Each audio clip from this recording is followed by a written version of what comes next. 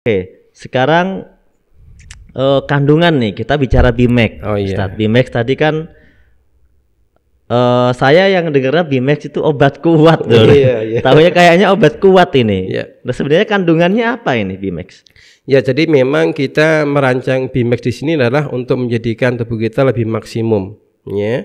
Nah, kandungan daripada ini kita merujuk pada kebutuhan organ tadi, bahwasanya di dalam Bimax di sini, ya, ini ada kandungan yang kita tambahkan untuk herba panas aromatik, yaitu adalah Welcome to Best Podcast, Go Berkah No Riba. Kemudian sakit ini kan macam-macam ya, kayak ada yang sakit jantung, paru-paru, macam-macam lah organ-organ. Sebenarnya cara mengetahui kelemahan organ gimana, Ustadz? Nah, di tim kesehatan Bimax di sini kita memberikan sebuah edukasi bahwasanya tubuh kita ini secara garis besar dibagi menjadi 4 kelompok organ. Dibagi 4. Sebagaimana dengan penciptaan manusia. Manusia diciptakan dari setetes air mani, berarti adalah unsurnya air, setetes air. Kemudian bergabung atau bertemu dengan sel telur yang terbuat daripada saripati tanah. Air ketemu dengan tanah.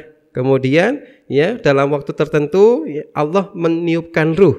Namanya meniup adalah angin. Kemudian setelah dia 9 bulan 10 hari bayi itu lahir, pertama kali bayi itu bernafas menghirup oksigen. Tubuhnya menjadi semakin lama semakin panas ya. Nah, yang menghasilkan panas pada tubuh kita namanya adalah organ api. Nah, kita akan kelompokkan sekarang. Organ api itu adalah organ yang dari atas sampai ke dada, yaitu adalah otak, jantung, paru-paru, atas semuanya. Ya. Sampai dada ya. Ya, kemudian untuk angin ya masalah perut semuanya. Mulai dari perut, lambung, liver, pankreas, usus ya, itu adalah merupakan organ angin. Kemudian untuk organ air yang paling bawah nih, buang air kecil, buang air besar. Organnya ginjal dan kemudian organnya adalah usus besar. Nah, untuk tanah itu adalah organ yang membentuk sistem pelindung tubuh kita, yang membentuk rambut, yang membentuk kulit, yang membentuk daripada kuku, bibir, pokoknya semua penampilan yang di luar di sini itu adalah yang membentuk adalah darah. Sehingga organ yang berbeda adalah darah. Makanya ada orang yang mempunyai jerawat misalnya itu kan dikatakan darahnya kotor gitu kan ya. Ada orang itu unsurnya tanah. Unsurnya tanah. Unsurnya tanah. Dia mengalir membentuk daripada permukaan tubuh kita sebagai pelindung. Nah, sehingga pada saat kita mengetahui tentang adanya kelompok organ tadi itu, kita bisa menentukan orang tadi itu sakitnya organ apa.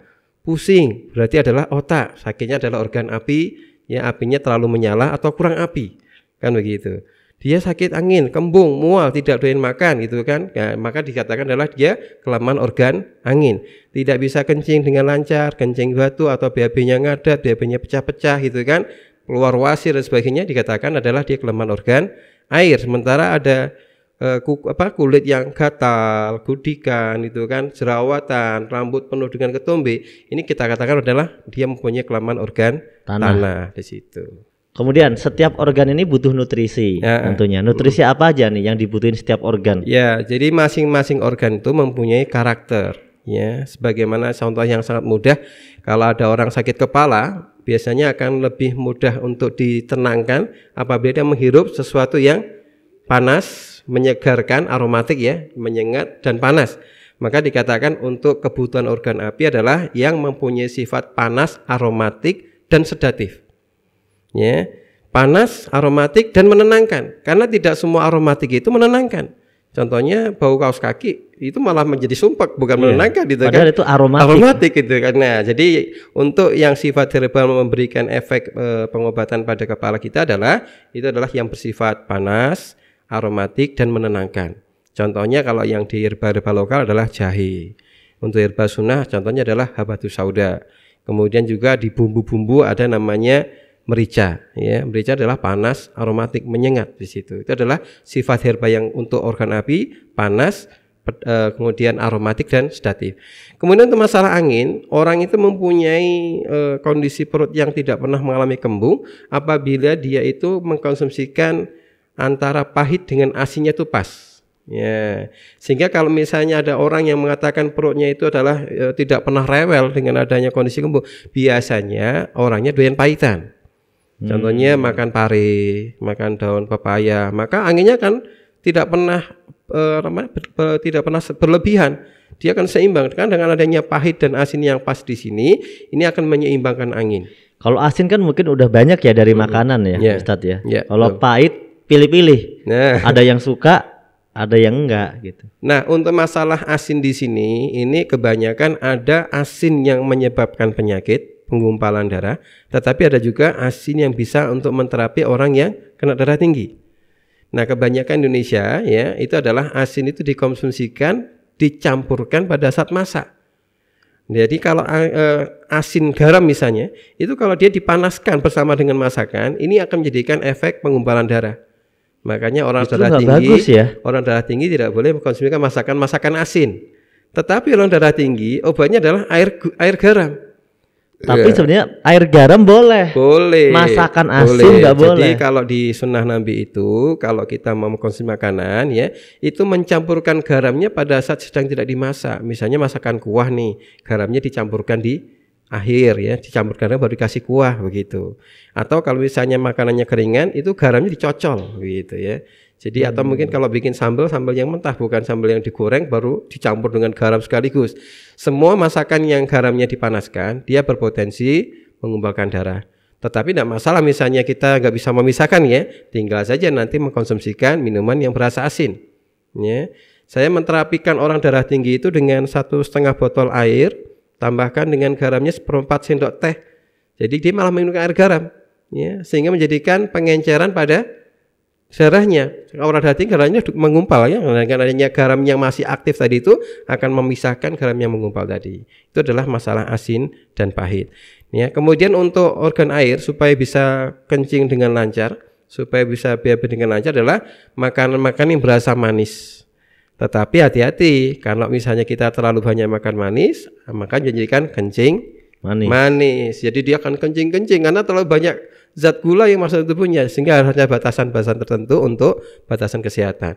Nah, sementara untuk yang terakhir, kebutuhan untuk membuat kulit kita menjadi bagus, tidak berketombe, masih kelihatan awet muda katanya gitu kan, itu adalah yang berasa asam dan kelat. Jadi kalau orang Sunda biasanya kan makan lalapan ya, lalapan sayur mentah, itu tergolong sebagai herbal sepet. Ya, sepet atau kelat kalau dalam bahasa. Saya tahunya sepet ya. Saya tahunya sepet. Kelat gak tahu deh. Ya, sepet ya. Nah, kemudian untuk berikutnya adalah rasanya asam. Ya, jadi kalau asam dengan kelat ini sering dikonsumsikan, dia akan membuat tekstur kulit itu tidak mudah terkoyak. Jadi tidak mudah mengalami gatal, tidak mudah mengalami gudik ya, atau apa namanya sakit kutu air dan sebagainya, karena zat kelat dengan asam ini mampu menguatkan tekstur kulit kita. Begitu. Jadi yang suka makan apa tadi? Apa sih? Sambal. Bukan. Lalapan. Ya. Kulitnya bagus. Iya. Itu makanya kan dikatakan Sunda suka ngemil daun ya. Oh, ngemilnya aja daun gitu kan. Bener, di Sunda ceweknya bagus. Kan kulitnya bagus-bagus itu kan karena banyak makanan. Kalau di Jawa Tengah itu kelat dengan asamnya adalah biasanya disebut sebagai kunir asem. Iya, kunir itu adalah kelat ditambah dengan asam diminumkan, maka kulitnya akan bagus-bagus, tidak mudah terkoyak, tidak mudah yang mengalami bersisik gitu kan, bersisik dan sebagainya karena kelat dan asam tadi. Iya. Oke, sekarang kandungan nih, kita bicara Bimex. Oh iya. Bimex tadi kan saya yang dengarnya Bimex itu obat kuat loh. Iya. Tahunya kayaknya obat kuat ini. Iya. Nah, sebenarnya kandungannya apa ini Bimex? Ya, jadi memang kita merancang Bimex di sini adalah untuk menjadikan tubuh kita lebih maksimum, ya. Nah, kandungan daripada ini kita merujuk pada kebutuhan organ tadi, bahwasanya di dalam Bimex di sini, ya, ini ada kandungan yang kita tambahkan untuk herba panas aromatik, yaitu adalah herbal cabai puyang atau cabai Jawa, ya. Kemudian di situ ada tambahan juga merica. Nah, kondisi panas di sini dikonsumsikan dengan jumlah yang sangat sedikit karena kalau terlalu banyak malah pening, ya. Jadi kita sedikit, fungsinya adalah untuk menenangkan paru-paru, menenangkan otak pikiran. Dan salah satu yang bisa kita rasakan pada saat kita mengkonsumsikan Bimex nih sebelum tidur malam, orang pada saat mau tidur malam biasanya kan agak susahan nih, ada yang masih gelimpang-gelimpang, tidak segera tidur. Tapi kalau setelah menggunakan BMAX di sini, kurang dari 20 menit dia segera mendapatkan deep sleeping. Tidur yang tidak sampai mendengarkan kata-kata orang masih ngomong, tidak begitu minum BMAX, letakkan di bantal, kontrol lepas ya, jadi terhadap deep sleeping. Itu adalah efek daripada merica dan cabai Jawa. Wah, yang suka insomnia ini. Ya, betul ya. Insomnia di sini ini dikatakan tadi, orang yang menjadikan saya adalah karena orang tidurnya tidak optimal. Dengan BMAX di sini mungkin dia hanya bisa tidurnya jam 12 sampai jam 2 jam saja, tetapi dengan mengkonsumsi BMAX 2 jam tadi itu serasa seperti 4-6 jam tidur. Nah, ini adalah manfaat daripada merica dan cabai Jawa. Kemudian untuk masalah pencernaan, kita tambahkan herba asin, yaitu adalah hewan laut gamat emas. Ya, gamat emas. Dia murni hewan laut ya yang berasa asin, maka dia akan segera untuk menghilangkan rasa kembung, ya, segera menghadirkan nafsu makan, ya. Yang dikatakan tadi orang sehat adalah orang yang bisa mendapatkan nafsu makan. Kemudian gamat emas ini secara penelitian mempunyai growth factor. Jadi kalau ada luka-luka dalam, dia akan segera menyembuhkan dengan cepat. Salah satunya adalah contohnya mah itu dinding lambungnya terluka, dengan konsumsi di sini insya Allah akan cepat sembuh daripada mengkonsumsikan BMAX. Kemudian untuk masalah air, kita tambahkan purwaceng. Purwaceng ini terkenal sebagai herbal yang untuk kuat-kuat begitu ya. Stamina bapak-bapak. Nah ya, sebenarnya kalau dari segi ininya tidak untuk ini ya, cuma hanya masalah opini saja. Secara penelitiannya bukan seperti itu ya, dia adalah antioksidan. Aslinya antioksidan. Purwaceng itu. Betul, dia sangat efektif untuk menghilangkan parasit, ya, jamur, cacing dan sebagainya di situ. Tetapi memang dia juga mengalirkan peredaran darah dengan sangat lancar, dan manfaat purwaceng adalah meluruhkan air seni sehingga dia bisa membuat kencing dengan lancar. Inilah perbedaan antara obat kuat yang ada di pasaran yang notabene-nya adalah membuat kuat dalam berhubungan, tetapi kemudian pinggang sakit dalam waktu yang lama, malah gagal ginjal itu kan. Kenapa? Nggak ada penyeimbang. Taunya dorong terus itu kan, ya kan. Ini ada dorong, ada remnya. Orang mau berjalan mobil kenceng kalau ada remnya sebenarnya itu kan. Bukan dia bisa mobil kenceng, bukan. Kalau misalnya bisa kenceng tidak ada remnya, lost doll, gitu kan. Sesuatu bisa hancur itu kan. Nah, ini ada pengeremnya namanya purwaceng. Ya, dia adalah peluruh air seni, pemecah batu ginjal juga. Kemudian adalah untuk penguatan sistem imunitas, yang tadi adalah masalah kulit dan sebagainya. Kita tambahkan herbal kelat. Sepetnya tidak dari sayuran, tetapi kita menggunakan akar pohon khas Indonesia namanya pasak bumi. Ya, pasak bumi di situ. Ramuan pasak bumi. Betul. Ya, jadi dia menjadikan kuatnya adalah kuat dari segi sistem imunitas. Cara kerja BMAX itu seperti apa, Pak? Apakah ini secara alami? Ya, kalau untuk BMAX di sini cara kerjanya secara alami berdasarkan urut-urutan proses. Ya, maka untuk disarankan mengkonsumsikan BMAX di sini, saran utama minumkan BMAX adalah sebelum tidur malam. Sebelum tidur malam. Sehingga kalau meletakkan BMAX jangan di meja makan, karena tidak diminumkan sebelum makan, tapi diletakkan di pinggir bantal kita, supaya mau tidur kelihatan ada BMAX. Gitu. Biar nggak lupa. Ya? Atau mungkin di bawah bantal pas tidur ada yang ganjelin gitu kan, wah belum minum BMAX kan begitu. Kenapa? Pertama kali proses BMAX ini pada saat diminumkan di malam hari, dia akan mendapatkan fungsi R pertama, karena kita mempunyai kinerja 4R. Ada 4R kinerjanya. Nah, pada saat diminumkan mau tidur malam, dia akan mendapatkan kinerja yang pertama adalah relax. Dalam tempo dalam kurang dari 20 menit dia mendapatkan deep sleeping, tidur yang berkualitas, ya. Nah, kemudian setelah tidur berkualitas, ya, akan ada proses dalam tubuh kita waktu tidur malam, itu adalah proses regenerasi. Ya, karena regenerasi ini tidak akan bisa terjadi pada saat ada gangguan. Contoh nih, misalnya mobil mau diperbaiki, mau diganti spare part-nya. Mobilnya jalan atau berhenti kira-kira? Berhenti dulu, harus Pak. Berhenti dulu. Sambil jalan nggak bisa ya. Gitu kan. Nah, sehingga harus diberhentikan dulu, ya, maka ada proses regenerasi, ganti spare part. Jadi nunggu, makanya pas tidur gitu ya. Tidurnya yang berkualitas sampai diteriakin aja nggak bisa bangun gitu kan ya. Ini deep sleeping namanya. Nah, kemudian regenerasi terjadi. Nah, tanda-tandanya regenerasi terjadi atau berhasil itu adalah pada saat bangun tidur.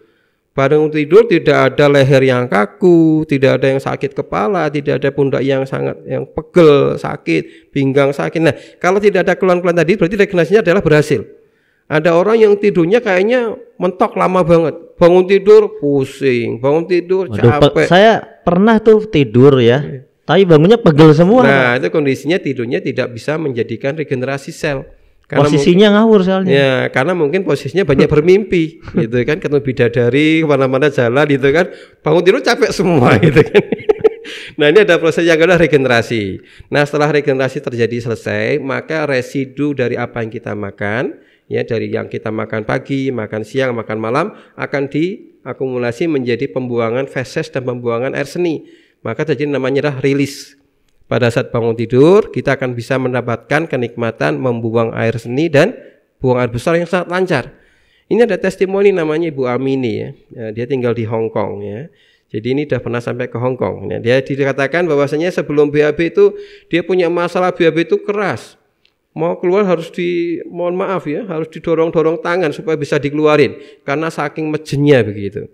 Nah, setelah minum Bimex di sini ya, karena tidurnya tadi berkualitas, ada regenerasi sel yang optimal, maka keluarnya tidak perlu didorong, keluar sendiri. Wah, bisa keluar sehingga BAB-nya bisa lancar, kencangnya bisa lancar, yang batu ginjal bisa pecah. Maka fungsi ketiga adalah rilis, pembuangan sampah. Dan yang keempat ya adalah refungsi. Jadi pada saat kita sudah mengalami tidur malam yang berkualitas, malamnya regenerasi, bangun tidurnya rasa nyaman, kemudian kita bisa kencing dan BAB dengan lancar, maka kita bisa mendapatkan tubuh kita berfungsi kembali. Sehingga seolah-olah tidak pernah mengalami kerja berat kemarin, hari ini fresh lagi. Kerja berat capek, besok paginya fresh lagi. Kenapa? Refungsi. Jadi ada relax, regenerasi, rilis, dan refunction. Itu adalah cara kerja Bimex. Mantap ini Pak. Wah, pengen nyoba langsung ya. Silakan. Karena stoknya udah ada ya. Iya, kemarin kita tes pasar 5.000, 3 hari habis itu. 3 hari habis. Mau beli saya pas diomongin, waduh, udah nggak ada. Gitu kan ya. Nah, sekarang udah tersedia lagi, teman-teman nanti langsung bisa order. Cuma, ya. Kata Pak Haji Hebron tadi tinggal 10.000 loh, berarti 10.000 2 hari 3 hari habis. Padahal kita belum ini ya, belum pernah kita perkenalan kan. Iya, belum ada edukasi produk juga. Kenapa laku banget ya? Masya Allah, ini kayaknya sudah punya feeling kayaknya.